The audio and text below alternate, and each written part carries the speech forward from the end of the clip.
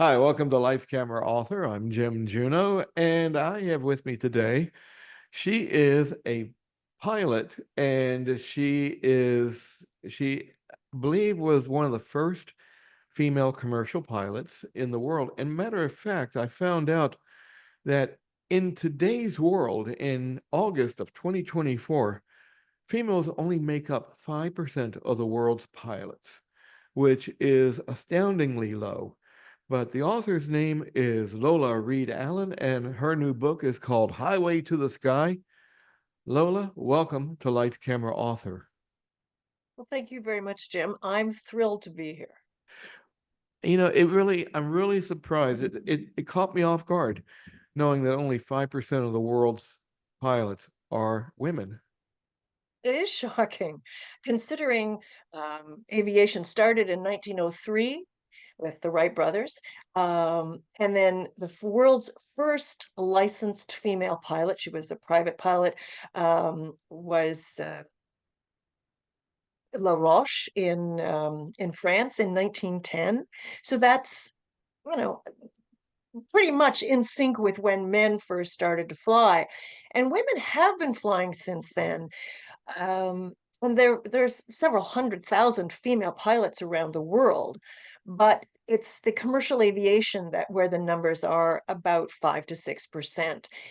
Part of it is the culture.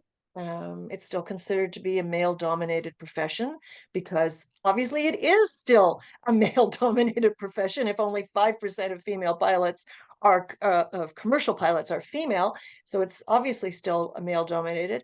Another reason is females and men don't see female pilots very often, even though there are a lot of private pilots, and there are some females who have a commercial license but don't actually use it. So they're still considered licensed female commercial pilots, but it's different if we're not seeing them out there. It makes a difference. And sometimes, in fact, still continues today, when students, passengers see a female pilot walking around an airplane, getting the plane ready for a flight, sitting in the pilot seat, they're often asked, "Where's the pilot? Are you the pilot? Are you not keeping that seat just warm for the pilot?" Um, I've been asked while standing on a ramp beside an airplane wearing my uniform with stripes, "Where's the pilot?" And the guy was pretty nice. And so I started to explain, well, what these stripes mean. He says, "Yeah, yeah, I know what these stripes mean. I travel all the time. Didn't you just borrow the jacket?" You know, I was pretty surprised actually, because as I said, he was pleasant fellow, but he was also very urbane, well dressed. I was flying up north at the time. He'd come up north from Toronto. So he had the financial district aura about him, briefcase. So he was a smart, educated, well-traveled man. And even then, he thought I was the flight attendant. He actually asked what I was serving for lunch. You mentioned that you don't see them in culture, and that made me realize I don't recall ever seeing a female pilot on TV in a show or in a movie. Um, There are some. So there was a movie a few years ago. I think it was called Amelia, and well, I'm going Amelia to forget the Earhart, star. yes. Hilary Swank. Hilary Swank played Amelia. She was very good, very convincing. Um, Years ago when I was a little girl, and this is somewhat inspiring, there was the TV show called Sky King. But it's still, I don't know Mhm. if it's on rerun now, but I watched it on reruns. And his niece, Penny, was a licensed pilot. I don't know if she was a commercial pilot, but she was a licensed pilot. She could fly twin engines. They had some type of Piper aircraft that they flew around. Um, and she was, of course, if she was licensed, she was trained and tested by the same Federal Aviation Authority in America that tested him. And yet the screenwriters wrote her in sort of an auxiliary role. Yes, she was younger. Yes, she was his niece. But she would only take over if her Uncle Sky or Skylar, Uncle Sky was incapacitated or a bit too busy. And it was written just after. I think in the decade following World War II. So World War II ended in 1945, and they wrote it in response to the number of female pilots that had actually participated in World War II in non-combat roles. So they were only recently recognized for their service and given full military rights and the honor to be buried at Arlington Cemetery. But for many years, they were just forgotten. But they were instrumental in winning World War II because without those women to fly the airplanes back and forth to Air Force bases, to repair depots across the Atlantic over to England, they freed up men so the men could go over and fight in combat positions. So Sky King was the inclusion of Penny and Sky King was a response to that, that yes, women obviously could fly airplanes because they flew hundreds of airplanes, hundreds of thousands of hours of airplanes in Canada and America. Um, Yeah, and like you mentioned, usually on TV or in movies, if it is a female pilot, it's Amelia Earhart. I mean, right, Night at the Museum, number two or right. three, whatever. There's Amelia Earhart, and she goes the wrong way. Like Uh-oh. Hilary Swank, Amelia Earhart. Amelia Earhart was not the only female pilot, even though that seems to be the only female pilot movies She had recognize. she had great publicity, and of course, just like rock stars, when you die, if you weren't famous before, you become quite famous. I mean, I remember growing up and reading all the books I could get my hands on about Amelia.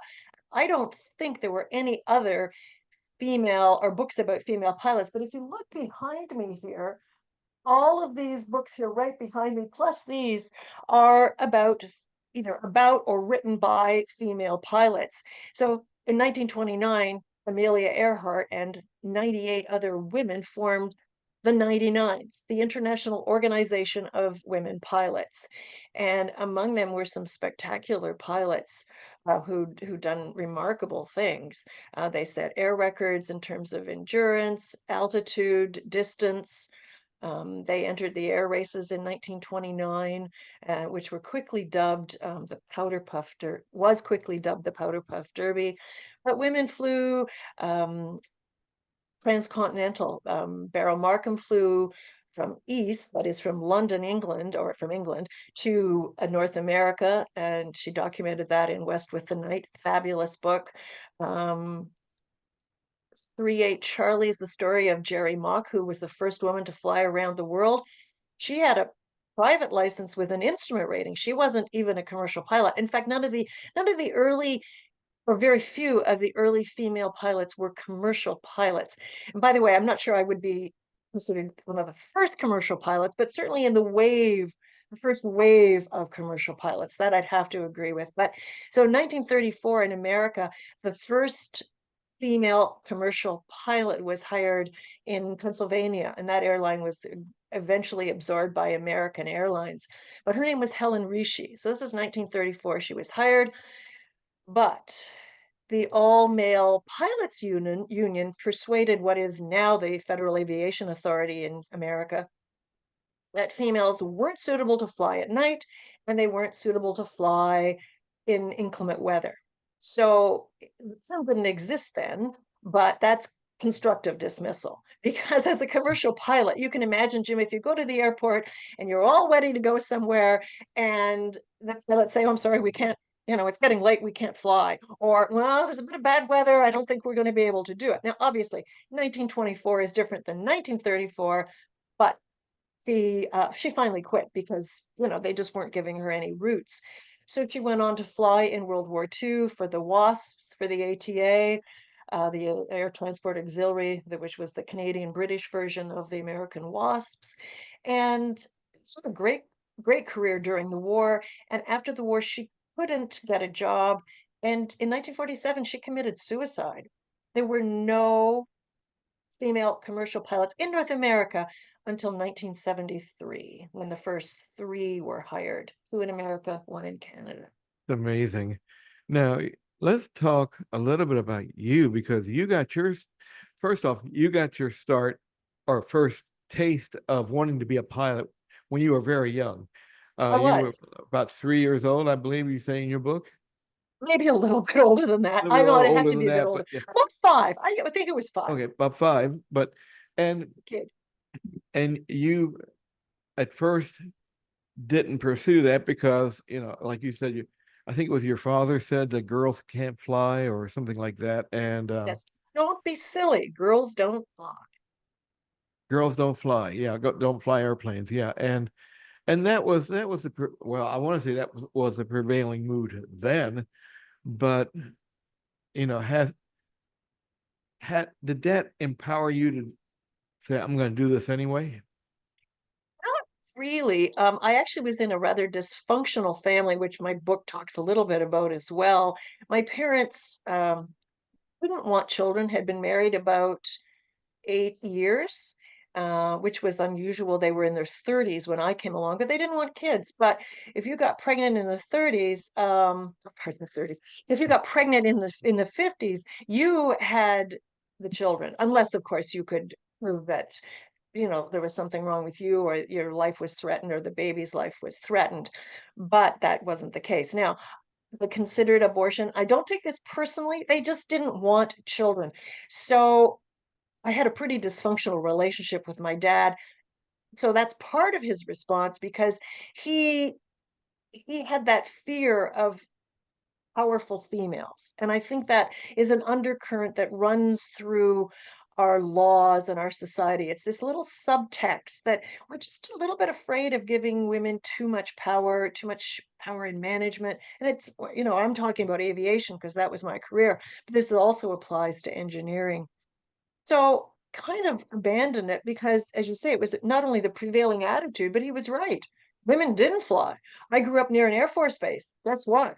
They were all men at that Air Force base, except for the secretaries or, clerical assistant. And I also want to emphasize that there's nothing wrong with being a secretary. My mom was a secretary, a nurse, a teacher. But even today, there's a women's advisory board.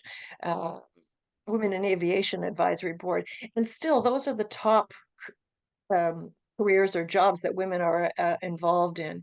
Teaching, nursing, these are all valuable and necessary for a society to function normally, but they're also, they were at any rate, forced choice careers that, men could be doctors and lawyers and, astrophysicists, whatever, but women had a few careers or jobs that they could choose because of course their primary role in life was marriage and procreation.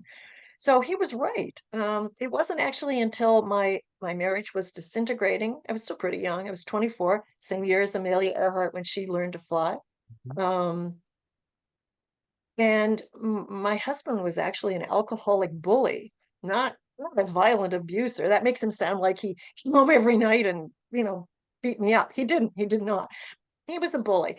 Anyway, he loved me. He wanted to have our marriage succeed. It didn't. But he said, let's take flying lessons. And I thought, hey, my gosh, can't do that because I'd already kind of bought into the women don't fly lifestyle or zeitgeist.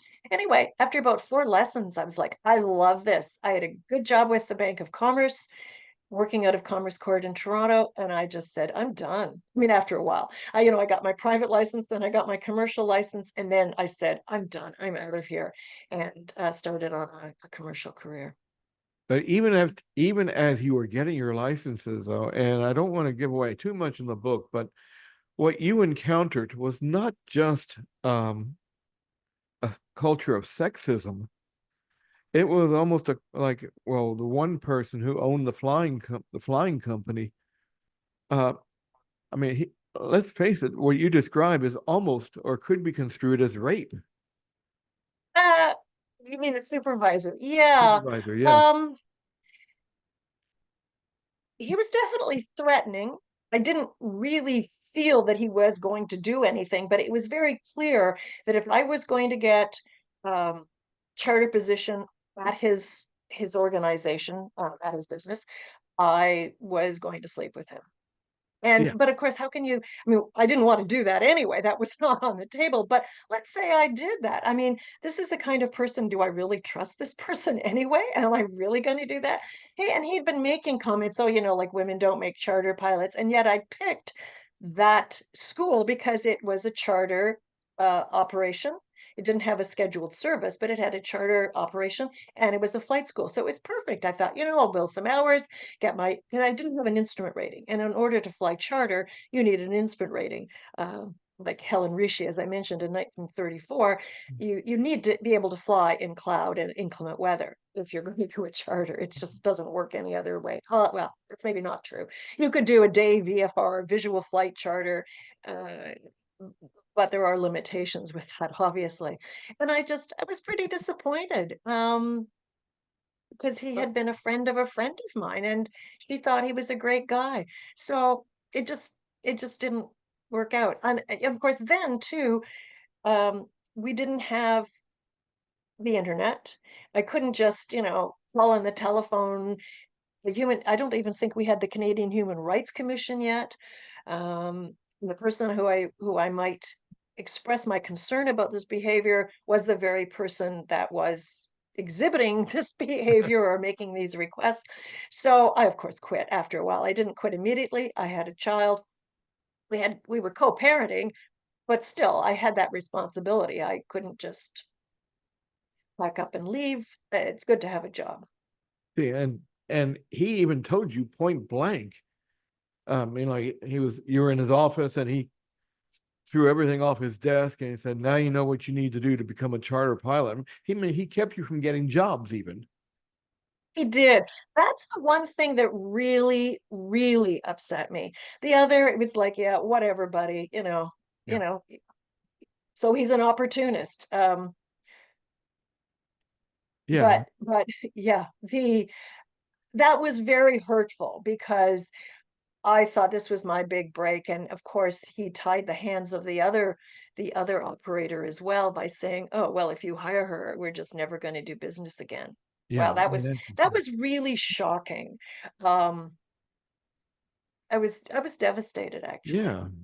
As anybody would be. Yes. I mean, it's like, and and aside from that, though, after you got your commercial, after you started flying commercial, you tell about in your book that if you were the co-pilot and you had a male pilot, sometimes, and even in bad weather, when everything was failing on the aircraft, like the digital flight instruments, I mean, and you were trying to tell the pilot, who was a man, what was going on, they wouldn't listen to you.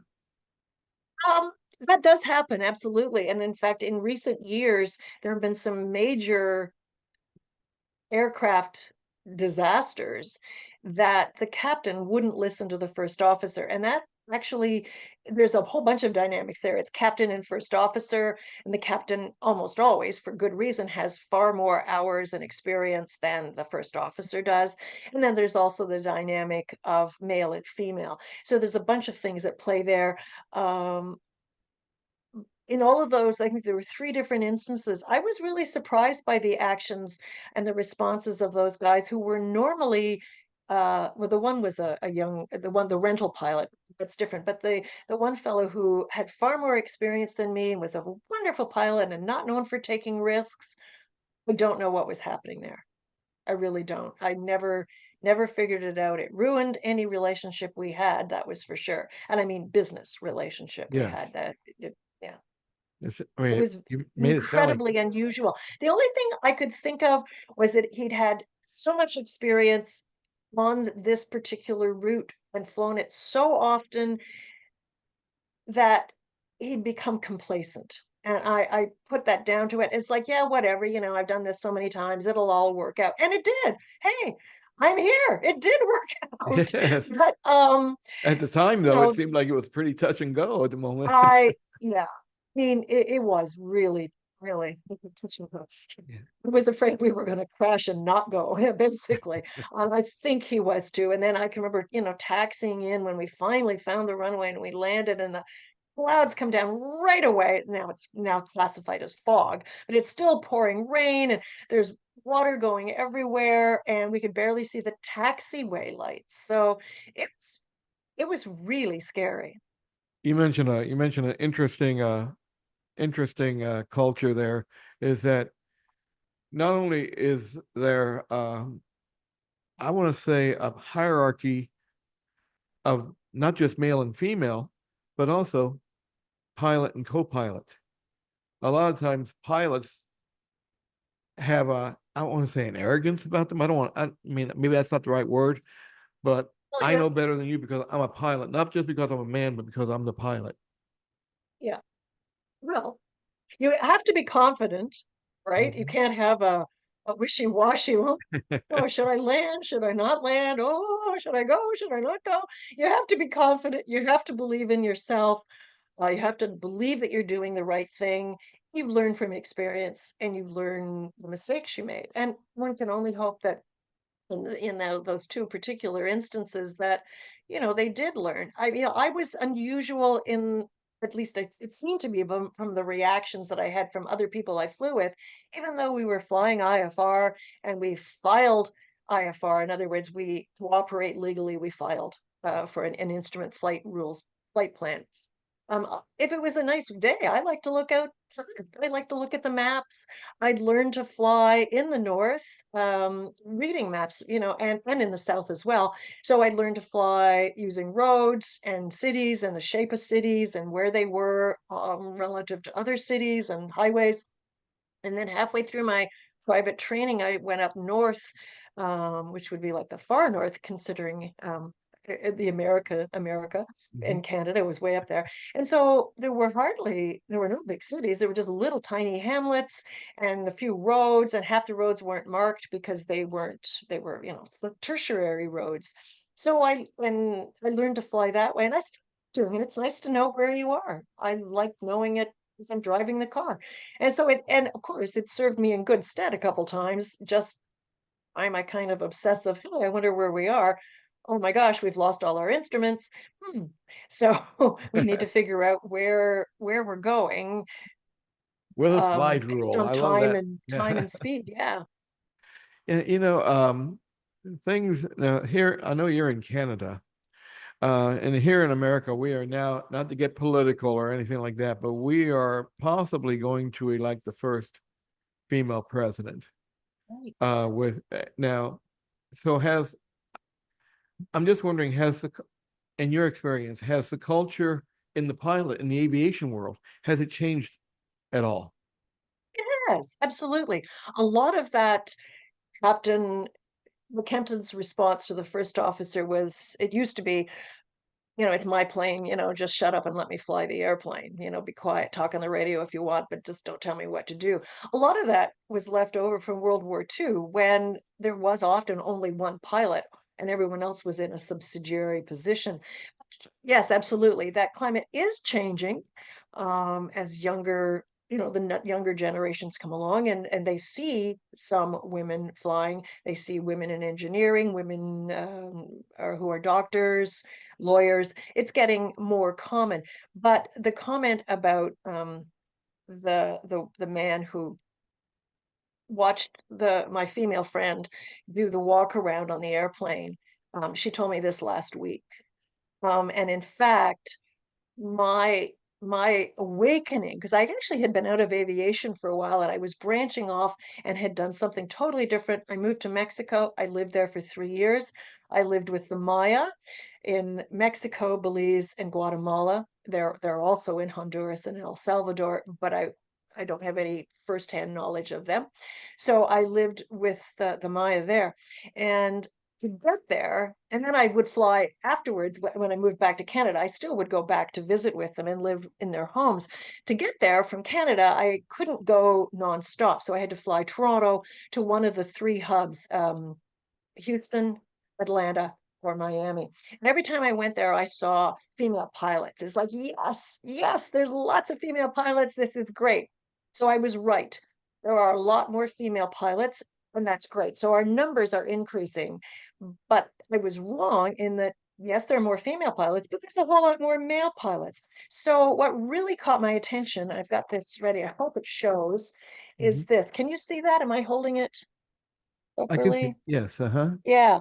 So there it is. And what was shocking, this was from 2014. This is to the captain of WestJet. The cockpit of an airliner is no place for a woman. A Ah, woman being a mother is the most honest, not as captain. We're short mothers, not pilots. I couldn't believe it. So I excerpt this from Facebook. The captain in question is Carrie Stacy, and she is female. And what was great about it was she posted it on Facebook, which we didn't have, right? oh. She had the support of WestJet, which was also great because they had enough female pilots as captains and first officers, and she was good, and they wanted to support her. But it really got me awakening. So I started talking to other female pilots, sort of getting back in being interested in when Earth was happening, that something that I put up with 30 years ago was still happening. How could that be? There are all these female pilots. So then I find out that there are invitation only websites for parents of aspiring pilots, for female pilots who are commercial pilots, female pilots who are in training. So ladies in flight training. There's a lot of these invitation only websites where women can vent for some of those exact same issues. So yes, things are changing, um, and we have, legislation now. We have the power of legislation that at least allows women and some on minorities the equality of opportunity. And I think that's all we're asking. No pilot in their right mind would say, "We want equity. I want 50% of my pilots to be female or 50% black or trans or whatever, whatever you're whatever you want. But unless they're qualified. If they're qualified, that's great. So it's just equality of opportunity. And so there are some women's organizations as well, like the 99s, Women in Aviation International. They have scholarships, they have mentors, they have events where they take girls flying, girls up to, and then young women up to maybe age 24, depending on the organization or the specific location. And so we're trying to be out there, to be visible, to be mentors, to be role models that, yes, women do fly. But interestingly enough, just recently at the Trenton Air Show, that Trenton, Ontario, Mhm. it was the Quinte International Air Show, and we had exhibitors and flying performers from all over, including Italy's Tricolore. And we're at the booth, and it has 99s and women fly, all kinds of stuff. Guess what the most common question was? There were four of us. The most common question was pilots. So that was in June 2024. That was this year. Oh my gosh. Yeah, 2 months ago. Less Oh my. than 2 months ago. No, they were very nice. It wasn't Yeah. like, "Are you really pilots? Oh my goodness." But we pilots. Yes. As a Wow. matter of fact, we are. Oh, well, let's hope the culture changes some more. And I really appreciate you being here. The book It's my is pleasure. Highway to the Sky. All right. The author's Here name we go. is Lola Reid Allin. There's the book. Lola, I really appreciate you being on Light Camera Author today. Well, my pleasure. Thank you so much for interviewing me. I love chatting about women in aviation and in other non-traditional occupations and roles. So thank you very, very much, Jim. It's been a pleasure.